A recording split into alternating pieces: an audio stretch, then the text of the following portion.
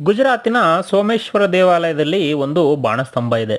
ಅದರ ಮೇಲಿರುವ ಶ್ಲೋಕ ಅಸಮುದ್ರಾಂತ ದಕ್ಷಿಣ ಧ್ರುವ ಪರ್ಯಾಂತ ಅಬಾಧಿತ ಜ್ಯೋತಿರ್ಮಾರ್ಗ ಅಂತ ಇದೆ. ಅದು ಸಂಸ್ಕೃತದ ಶ್ಲೋಕ. ಇದನ್ನು 1500 ವರ್ಷಗಳಿಗೂ ಮೊದಲೇ ಬರೆದಿದ್ದಾರೆ. ಇದರ ಅರ್ಥ ಸೋಮನಾಥದಿಂದ ನೇರವಾಗಿ ಹೋದರೆ ದಕ್ಷಿಣ ಧ್ರುವದವರೆಗೆ ಅಂದರೆ 10,500 ಕಿಲೋಮೀಟ್ರು ಯಾವುದೇ ಭೂಪ್ರದೇಶ ಸಿಗೋದಿಲ್ಲ ಅಂತ ಬರೆದಿದ್ದಾರೆ. ಆಗಿನ ಕಾಲದಲ್ಲಿ ಅತ್ಯಾಧುನಿಕ ತಂತ್ರಜ್ಞಾನ ಇರಲಿಲ್ಲ, GPS ಇರಲಿಲ್ಲ.